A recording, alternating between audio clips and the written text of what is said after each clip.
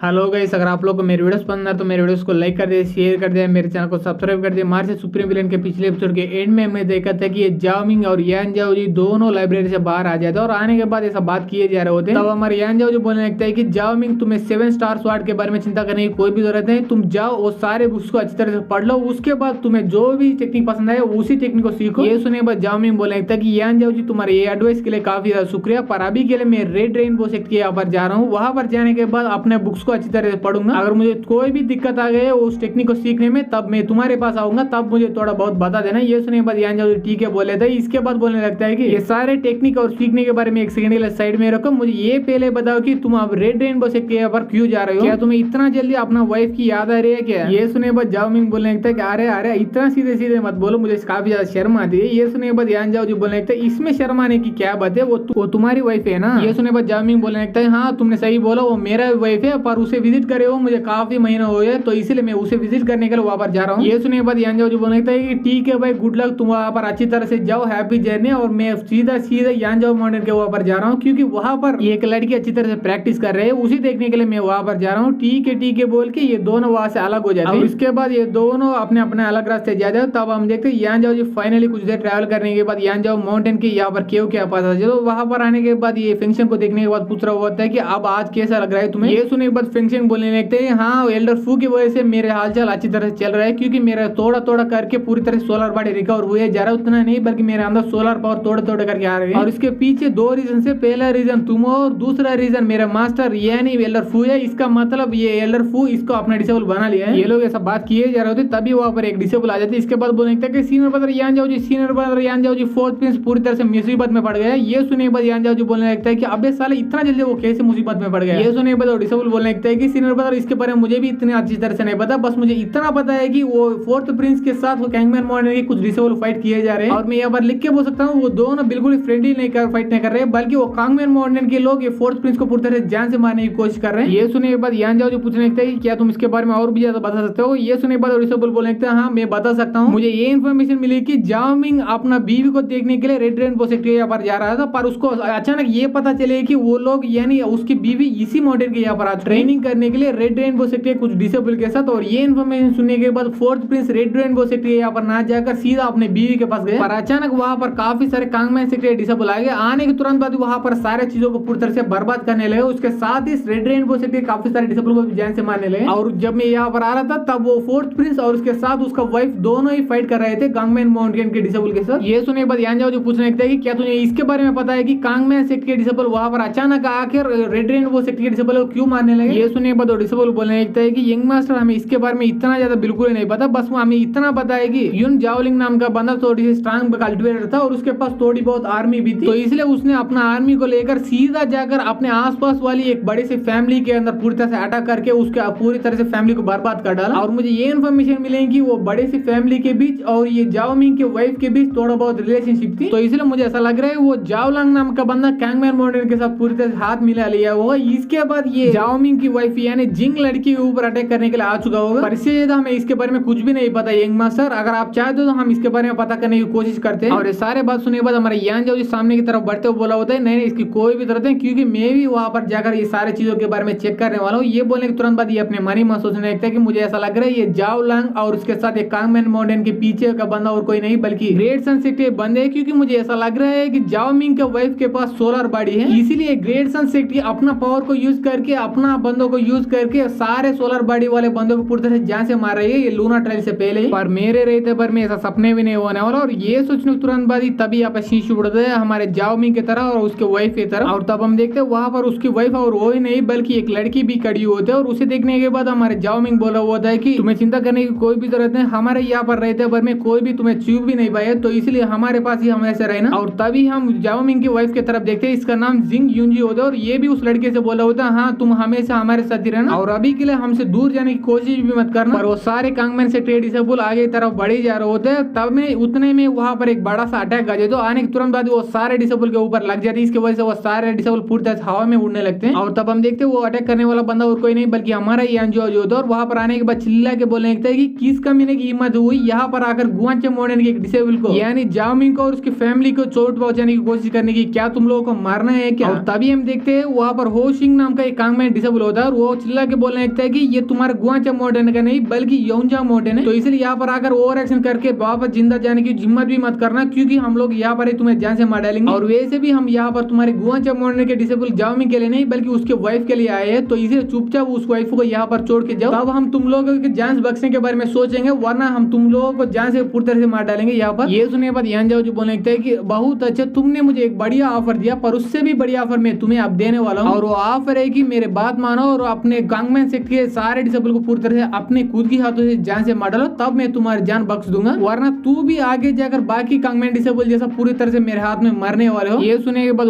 होश यंग को काफी ज्यादा गुस्सा आता है, इसके वजह से चिल्ला के बोलने लगता है कि अबे साले यान जाओ जो अब तू अपने औकात से पूरी तरह से बाहर जा रहे हो, अगर यहाँ पर नॉर्मल सिचुएशन हो तो मैं भी तुमसे डरता और यहाँ से पूरी तरह से भाग जाता, क्योंकि मैं देख सकता हूँ मैं तुमसे काफी ज्यादा वीक हूँ, पर यहाँ पर नॉर्मल सिचुएशन यही नहीं, क्योंकि जल्दी आगे जाकर लूना ट्रायल होने वाले हैं, और मैं यहाँ पर लिख के बोल सकता हूँ अगर तुम्हारे गुआचा माउंटेन अकेले जाकर उस लूना ट्रायल के अंदर पार्टिसिपेट कर रहे हो तो ग्रेट सन सेक्ट के सामने पूरी तरह से कुत्ते की मौत हार जाएगी, और तुम्हारे गुआचा माउंटेन ये चाहता होगा कि जरूर हमारे कांगमैन माउंटेन के साथ पूरी तरह से हाथ मिला ले, इसके बाद ग्रेट सन सेक्ट के अगेंस्ट फाइट करें, पर अगर तूने यहाँ पर मुझे और मेरे बाकी डिसेबल को पूरी तरह से जान से मार डाला तो